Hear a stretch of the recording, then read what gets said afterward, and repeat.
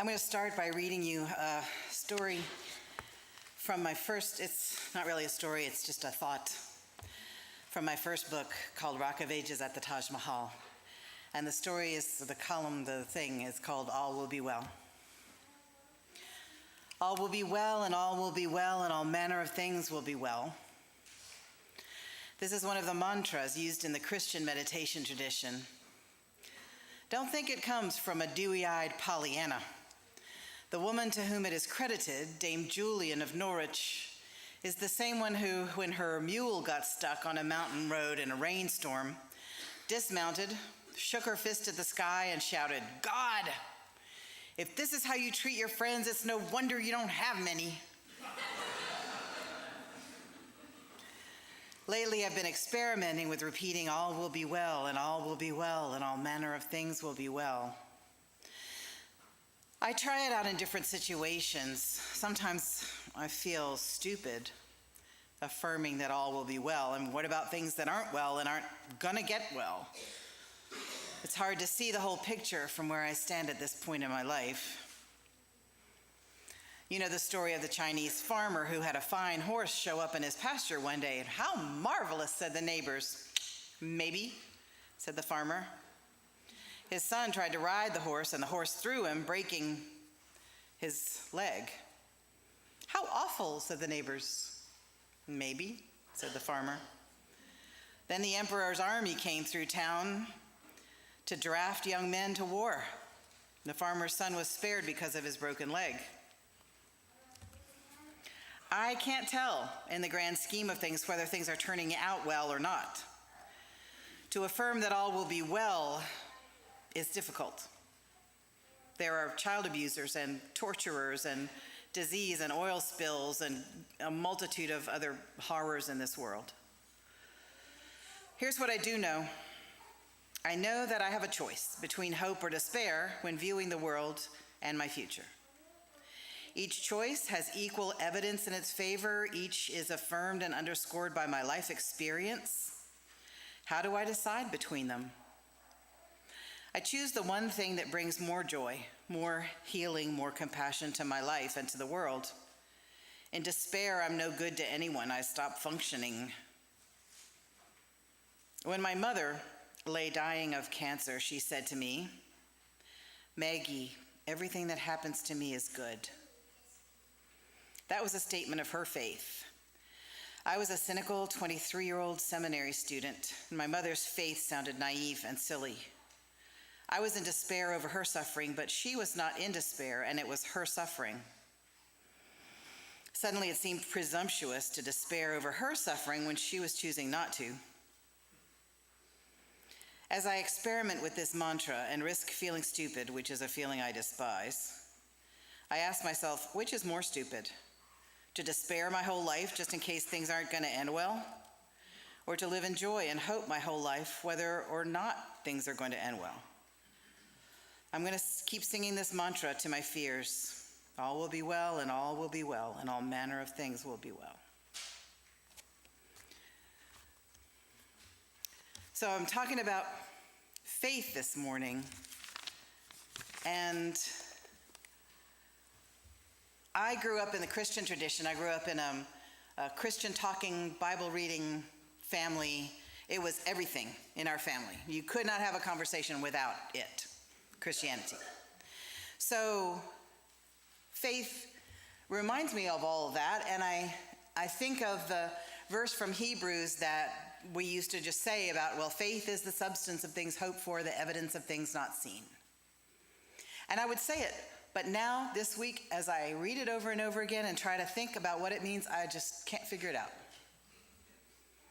I have no idea what it means.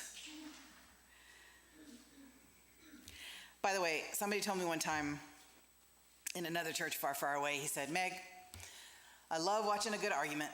And when I hear you preach, it's just you up there, but I'm hearing a good argument." So I'm afraid today's going to be a little like that. So I thought about, what does faith mean for me? And faith, I always used to teach that faith meant to act as if, that you act as if something is true, and that is having faith in that thing. And so I act as if I have an inner wisdom that guides me, and I act as if the truth will ultimately be revealed, and I act as if the other drivers on the road are mostly sober, even though that might not be completely true. There was a writer named Jean Newar, who's a UU, and she wrote a book called Fluent in Faith. And her whole chapter on faith, I struggled to understand.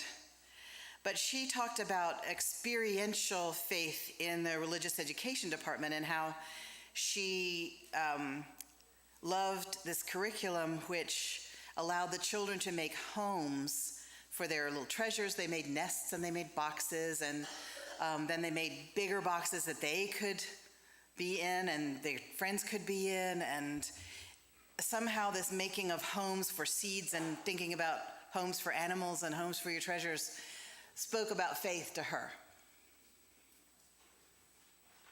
And she tells the story of a rabbi who asked a whole shul full of children at his synagogue, "How many of you believe in God?" And he said the children just looked at him. And then he said, "How many of you have felt close to God?" And the hands went up. So when he asked about a lived experience, it was so much easier than asking about something more abstract. What do you believe in?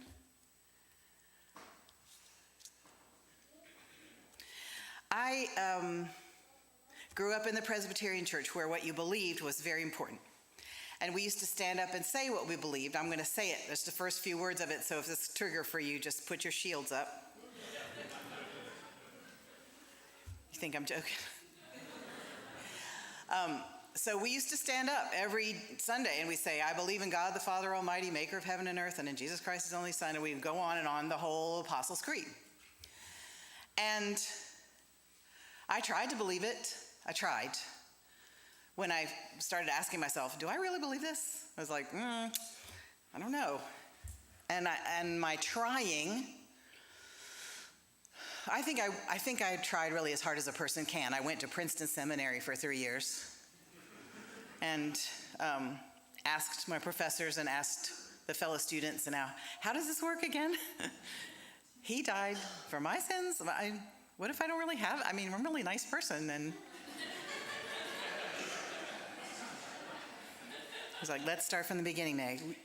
We are all miserable wretches. I was like, I really feel like that.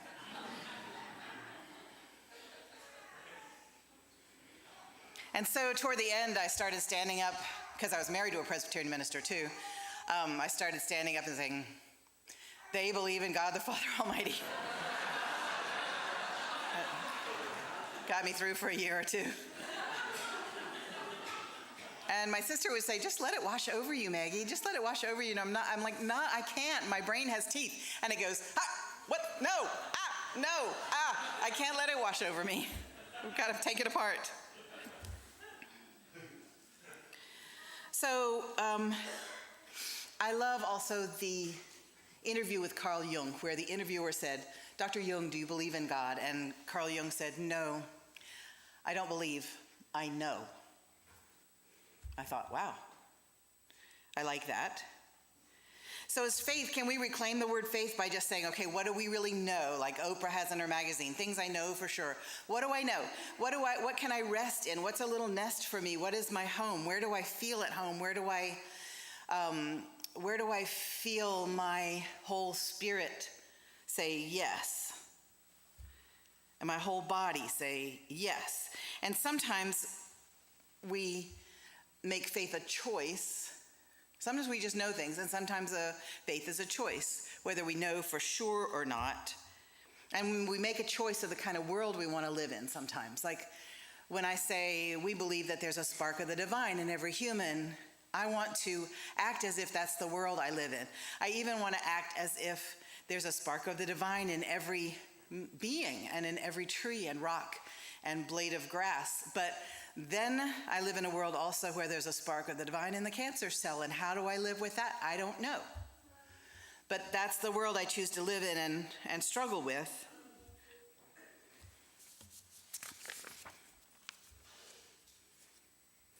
So on what do you rely, and where do you feel home, and in what do you have faith? Do you have faith in the goodness of other people until they show you otherwise? Or do you have faith in your own goodness? Do you have faith in the ring of truth? Something you feel is true in your body and mind? Do you believe in the senses of your body?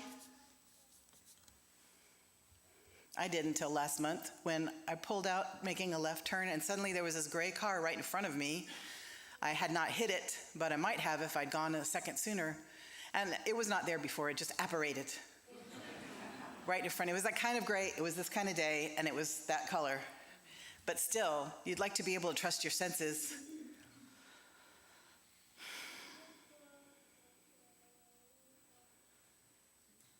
Many Unitarian Universalists, when asked what they have faith in, they say, I have faith in the community. That's me too.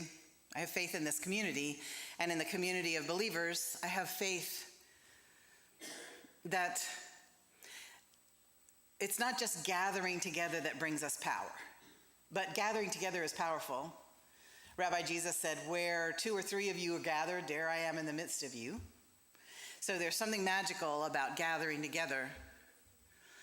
And I think gathering together with a shared mission is powerful. And that brings us a power that we would not have had otherwise. I think it's powerful to have a shared experience, and I think it's powerful to make a shared effort, and it's powerful to share words and to share songs, and it's powerful to share our stories and to share things we enjoy and go to parties together, and we enjoy ritual together and conversation together and shared history. There is power in trying to refine and strengthen our spirits, and there's power in nourishing one another's souls, and there's power in transforming our lives and those of others, and there's power in transforming the lives of institutions and cultures. Can we do it all by ourselves? I don't know. Probably not. Can we do it all of us together? Oh yeah. One of the things about becoming a spiritual and spirited person is broadening our sense of that word us. So look around you. This is us.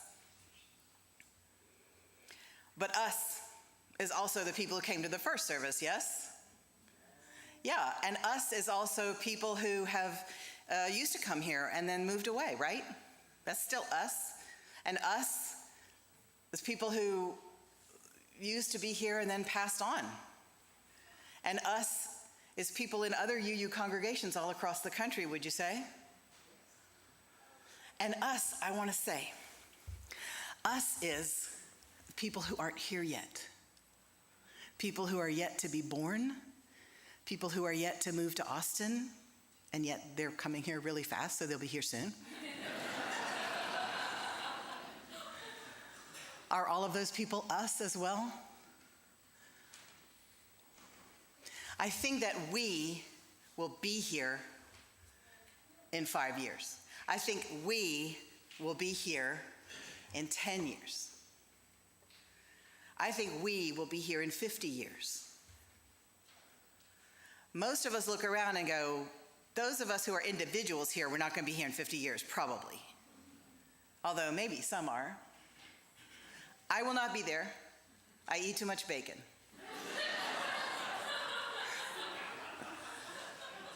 I'm trying for my body and my brain to go at the same time. It's a delicate balance between health and self-destruction.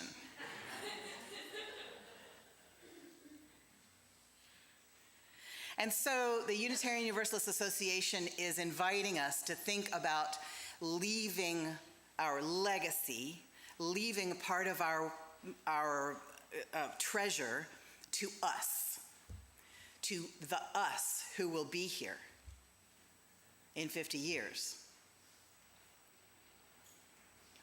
We want to see our values transmitted to the next generation.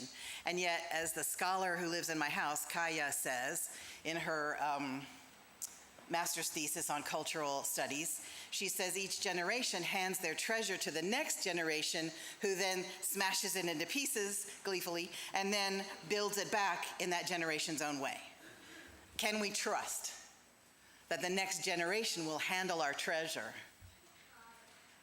Do we have faith in that? Do we have faith in us? That's the question I want to ask today. What do you rely on? What do you have faith in? And do you have faith in us?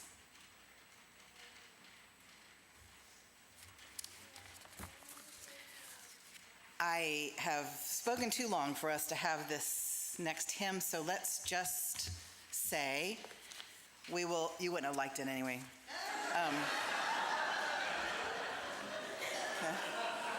We tried it in the first service and it was kind of like, meh.